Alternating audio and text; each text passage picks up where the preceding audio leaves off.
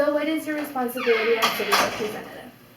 My district encompasses all of the west side, including Asarco, portions of UTEP, all of downtown, Chihuahuita, the Chamazal neighborhood, Segunda Barrio, the zoo, and my job is to represent those individuals who elected me and be their voice at the city level. Okay. And what district do you represent again, I'm sorry? District 8. And what is the future for downtown El Paso? We are heavily focused on downtown revitalization. We have taken a page out of playbooks of other municipalities that are achieving great success, and you can learn quickly that if you have a strong core, it only makes the outlying neighborhoods and associations stronger. And so what we're focusing on right now is really trying to make our core strong. Former Mayor John Cook used to say, downtown is our living room. You know, when everyone comes over, they come into your living room. You always want to make sure it looks really nice, and it's a place where you host everybody. And downtown is much like the city's living room. And we want to put our best foot forward where we can come together as a community as a whole and share these great experiences. So is that what you would say would be the purpose of the revitalization?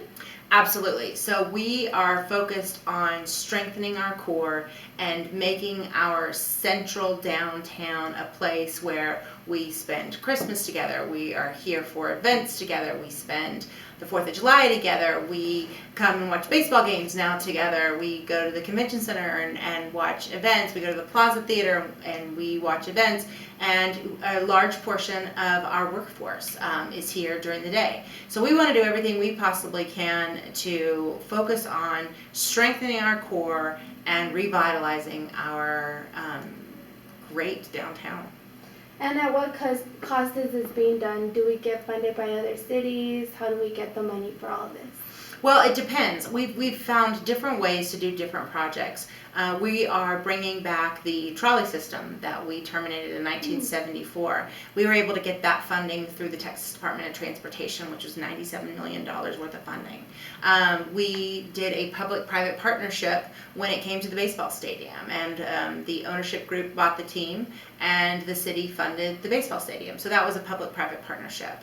The community itself in the quality of life bonds approved $475 million worth of quality of life bond improvements, and they authorized that through the issuance of new debt because they felt so strongly about investing in El Paso and not only our downtown but in our neighborhoods. And so projects like San Jacinto Plaza, projects like the downtown pedestrian pathway, and some of the aesthetic improvements that we're making in downtown are all quality life bond projects. The Children's Museum and the arena, those were all projects that were authorized by El Paso citizens saying, we want you to improve our quality of life. We're going to approve the issuance of this debt because we think it's important to invest in ourselves. Now, why that's beneficial to us in the long run is because once we've invested in ourselves, you're now seeing the private sector stand up and want to make additional investments as well. So just since the completion of the baseball park, we've seen $30 million worth of new private sector investment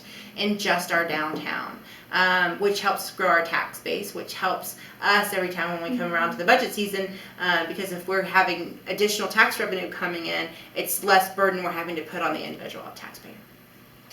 Do you think in your perspective that the revitalization has worked so far? Absolutely. It's absolutely working. You know, we started out with a plan, we started out with a goal, we started out with some small milestones, and then we've just built upon that momentum, and now we're to the point where, you know, we've redone the Plaza Theater, we're getting San Jacinto Plaza fixed, we're doing the pedestrian pathway, we have a wayfinding system now, where we built the ballpark, we are now looking towards bringing on the Children's Museum, we're now looking on bringing the arena, we got the funding for the trolley. So yes, and because we're also seeing the private sector step up and make additional investments, I think it's absolutely working, and I think there's a momentum and a almost like a renaissance going on right now in downtown, and everyone seems to be kind of building upon that momentum to move the city forward. How did it all begin? What was your initial goal as to begin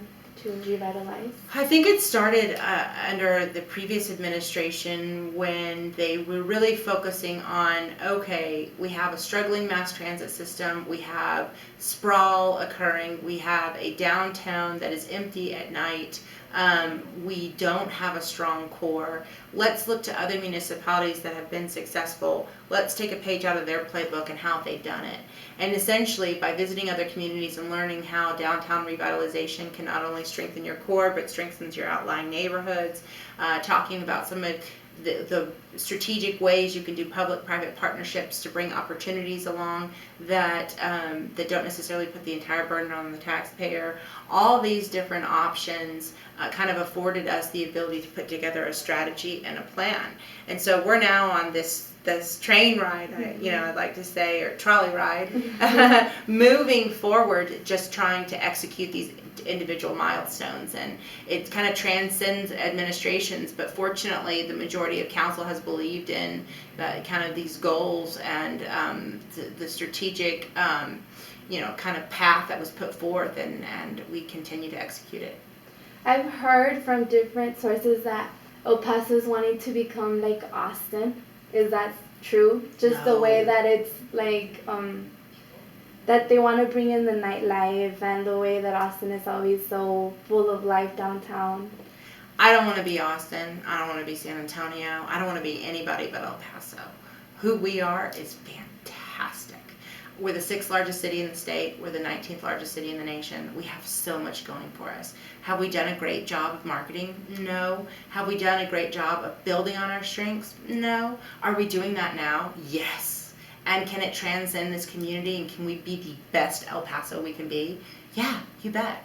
Are people taking a different look at us now because of the investments that we're starting to make? Yes. We just closed on Whole Foods, Fountain of Ferris, we're bringing H&M, Pottery Barn's now coming, Williams and Sonoma's coming. We have a ballpark that sold out the majority of their games. It's just the growth and the potential is happening, and but it's reflective of who this community is. We don't want to be anybody else. I certainly don't. And as for the ballpark, City Hall used to be there. How was the decision made to bring down City Hall and put in the ballpark? Well, that was a calculated move, and it was very strategic. One of the challenges we were faced with at the time was the fact that we wanted to eventually get to professional sports. But we knew, given our metrics and given the statistics, we couldn't necessarily support a professional team at this time. But maybe we could go for like a AAA team or a D-League soccer team, a D-League basketball team, or kind of these, not necessarily the rung below professional sports. Mm-hmm. And we knew that there was support in the community for events like that. The trick was, how do we partner with maybe the private sector to necessarily put the burden, not necessarily put the burden on the entire back of the taxpayer, find a creative way where we could maybe use hot tax, we could use sales tax, we could use parking fees, rental fees, we could partner with the private sector so that we could kind of share costs. Fortunately for us, there was an individual ownership group in the private sector that was willing to buy the team. That was not a cheap investment. That was a little over $20 to $25 million. And they were willing to put up their own monies if we would build that stadium. Unfortunately, at the time, and not a lot of this dialogue went on during the event, but it's absolutely true, was at the time when we were going out and we were competing for economic development initiatives, the only thing people wanted to talk to us about was the violence that was going on in Juarez. Mm-hmm. They were projecting the occurrences that were happening in Juarez to us. They were thinking, oh, you're not safe. Oh, we don't want to come there. And we couldn't change the dialogue. And we thought to ourselves, what is going to be the biggest catalyst that we could maybe do that would change the conversation? And we said to ourselves, well, what's America's favorite pastime? America's favorite pastime is baseball. You have all these different ownership groups that have these great teams from all over the nation. And if they thought our community was safe enough to send their team, what message is that sending to the nation? And then if they come here and they have a great experience and really enjoy their time here and play ball in a state-of-the-art facility, what are they going to say about our community? And we really felt like that risk was worth taking. And we didn't know what else we could do. And because we had someone that was willing in the private sector to step up, we had a strategic financial pro forma put together where it didn't fall on the backs of the taxpayers. We had a plan that could possibly change the conversation about our community. And because the issue was time sensitive, and we actually had to say to ourselves, what's the biggest parcel of land that we own, that we could maybe build this stadium and just maybe be playing ball in a year? And that was City Hall. And do I think it was the right decision? Absolutely. Do I think that the dialogue now has changed? 100%. People aren't talking about the Nilands anymore when we go outside of town. People are talking about the growth. People are talking about the potential. People are talking about the fact that we won Ballpark of the Year award. People are talking about the fact that most people average 4,000 people in a game. We average 8,200. And so the message is loud and clear that we're on the rise, that we're progressive, that we're passionate, and we're moving this city forward. And so to me, every single decision was the right one. Could we have done a better job of execution? Yes. Could we have done a better job of explaining where we were coming from? Yes. Could we have done a better job when it comes to communication with the public over the entire project? Yes, we could have. But with growth comes growing pains, and hindsight's always 20/20. Mm-hmm. But did it do what we hoped it would? Yeah, it did. Can't put a price on that. And will City Hall be remade, or will it stay where it's at right now? Because it's into separate buildings, isn't it? Right. So what we really felt like was, if we were going to relocate, we wanted to be back into the government district. So if you see the federal government's here, the county government's here, and this is really the government district. And so we thought it would be really great and strategic for us to put ourselves here. And so what we wanted to design was kind of like a campus feel. So where you were putting all these different departments that kind of work together collaboratively, streets with engineering, parks, and museums with cultural fairs, and putting all these strategic departments that work together but maybe are separate departments in these three campuses. And so we have City 1, City 2, City 3, all within walking distance, so we can all exchange information and get to one another pretty quickly. But at the same time, we have kind of a campus feel here, and we're expanding kind of the growth and the strength of the downtown government district. And we took the ability to revitalize, 3 buildings that needed revitalization to kind of keep supporting this downtown revitalization. So yeah, I think it was, our plans are to stay here, and City 1, City 2, and City 3 are working really great. And I've noticed that the downtown area is separated into different districts. What's the purpose for that? Well, I think you just naturally find different organizations kind of assimilate together. So we have the downtown museum district, where you have the history museum, and you have the museum of art. You have kind of the convention area, where you have the convention center, and then you have the Plaza Theater area. Then you have the Union Depot Entertainment District, where you've seen a lot of different restaurants and nightclubs kind of assimilate together. And then you see kind of, over here where you have the business district kind of in the heart of it. And then you have the government district over here where we're located. And I think just strategically, everyone's just kind of fallen and placed themselves where they can be most successful.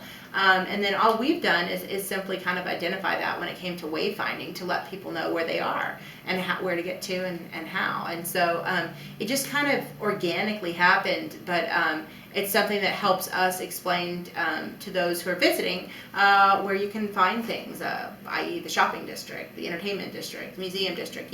By those things, oh, if I'm in this area, I know what I'm going to be doing. Mm-hmm.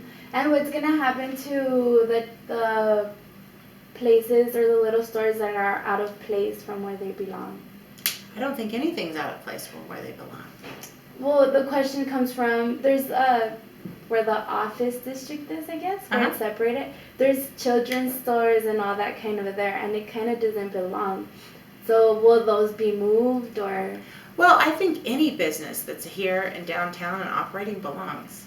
I don't think you necessarily have to be the same as the individual districts are labeled. If you have, a restaurant in the middle of the office district. I think that's appropriate. So I think everyone belongs where they are, and I think if they're thriving, we want to continue to see them thrive. There's not a place where anyone doesn't belong. Everyone belongs. And in the new plans for the city, I've seen that there's new apartment complexes coming up and all that. What will happen to the tenants that live there already? For example, like in Segundo Barrio, there's a new plan for apartments where there's apartments right now. Will the tenants be moved? Will they be... Actually, the new apartment complex that's going into Segundo Barrio right now is actually on a vacant lot. Oh, okay. Yeah, so that's just new housing that'll be available to the neighborhood. So we're not planning on displacing anyone. What we're trying to do is take vacant lots and blight and turn them into new opportunity. And that's a great example of a vacant lot that's caused blight in the Segundo Barrio neighborhood, and now we're going to be able to offer a different housing, new improved housing for the neighborhood, and continue to build on the strength of that neighborhood. And as for the tenants that are next to the ballpark, that used to be I don't know if it's still a low income place to live. What will happen to the taxes for the people who live there? Will they go up? Will rents go up? Well, I think it really kind of depends on what sort of development you see to start to occur. You've seen just in the last few months, I know a new bar has gone in there, and an apartment complex is proposed to go in there. So I think it will depend upon the sort of development and turnover that'll happen in that neighborhood, and we'll just have to wait and see. And if the tenants can't pay in case the taxes do go up, what will happen to them? Well, the tenants themselves, the owners, I think will obviously decide what they have to do when it comes to their rent charging and what sort of improvements that they want to make to their particular buildings. I will tell you what we hope will happen is, in a lot of instances, some of these buildings aren't necessarily being maintained very well, and sometimes pose a hazard to those that are actually in the buildings themselves. And so I would tell you what I would hope that would do is it's going to force maybe individuals that are not maintaining their building and keeping it up to code and safety to make those necessary improvements for the people that live there. And I hear you keep talking about quality of life bonds. Can you explain a little bit more on that? So a little over 2.5 years ago, we kept hearing from the community, we want an arena, we want a children's museum, we want a 50-meter pool, we want improved parks, we want improved quality of life amenities that other cities of our size have and that we deserve. And so we did a great public hearing process where we went out and we met with the different neighborhood associations, we met with constituents, we met with schools, we met with kids, we met with everyone, and kind of put a grand wish list together of what people wanted to see in El Paso. And then we had hearings on these different projects. Okay, so if we brought a children's museum, we figured it would cost X. If we bring an arena, we figured it would cost Y. If we do a 50-meter pool, we would do this. A new soccer complex on the east side is going to cost us this. New parks are going to cost us this. And then we kind of vetted it and said, is this what you want? Is this what we're hearing you say you want, but is this what you want? And they said yes. And so we went and put it out to a public vote, and it was $475 million that passed by this community and the voters of El Paso that said, yes, please invest in our community and make these improvements. What's interesting is referendums like these normally pass in the 50-51% margins. These pass in the 70s. Shows you how hungry we are as a community for these improvements to be made. And then not only did they say that, and they're like, yeah, we wanted it yesterday. We're like, okay, we're hurrying. Will the new soccer arena be put in place? Well, I certainly hope so. I think that once again will be another public-private partnership, and I think we have an ownership group that's willing to make the investment in the team, but this will be a huge investment. This will be professional sports, so we're not talking about the baseball team costs $25 million. I think a professional soccer team costs you anywhere between $80 to 100, and a stadium would cost you anywhere between 100 and 200. So we're stepping up to the big league. So I think what would have to happen is we'd have to put a strategic plan together where we can make it affordable for the community to absorb, and really evaluate what the return on the investment could possibly be, and try to decide if this is the right thing for the community. I certainly think it is. I think that our community can support professional sports. I think with where we're located on the border and the draw that we have from our Waldensian client, that gives us an opportunity to make investments like that, and I think they'll be successful. So I certainly hope we're able to bring it to fruition, but it'll be another one of those things where we're going to have to bring all the different stakeholders to the table and kind of come up with a strategic plan to make it work. Is there a plan to where you might want to put it? Yes, downtown. And what'll come down, or what will be the? That's all a part of the analysis. What you do is you hire a consultant, much like what we're doing for the arena and the Children's Museum. You hire a professional consultant and you say, here are all the investments we're making right now. Here's the investments that are coming online, i.e. the trolley. Where can we place this particular venue to get the best return on our investment? Where can it have sufficient parking? Where can it have easy ingress and egress from not only Loop 375 but from I-10? Where can we get the most bang for our buck when it comes to new development surrounding those sorts of things? Those sorts of decisions just can't be made arbitrarily. They have to be made professionally, and they have to be made in consultation with, okay, this is what we think, where you could get the most success from placing an investment like this. Are there any plans for a Sapco? Yes, currently the plans are to get it into the right hands. If you read in last week's newspaper, currently the Board of Regents of the University of Texas at Austin are in negotiations with the University of Texas at El Paso to maybe acquire the entire parcel. I think that's really where it should go, those whose hands it should be in. I think that the UTEP is only going to continue to grow. I hope they achieve their Tier 1 status. I think that they will, allowing them the growth potential to grow their campus is the right thing to do. You could see a science and technology park, you could see student housing, you could see all sorts of different potential for the growth of that campus, and I think putting that land back into the hands of the university would be the right ones. And your colleague mentioned to us that you're mayor in acting. I'm mayor pro tem. Yes. What is that, or what is your responsibility for that? So when you are elected, in the case that the mayor is out of town, in the case the mayor is unable to do his duties, in case the mayor is unable to perform his duties as the presiding officer at the meetings, I step in on his behalf. That's cool. And the camera's about to die, so. Okay, last question. Okay. By when, if ever, will the revitalization be done, do you think? Never. You're always going to keep growing. You're always going to want to keep improving. You're always going to want to keep putting our best foot forward. You never want to give up. If we give up, we'll fall behind. Thank you very much. Thank My you pleasure. so much. My pleasure.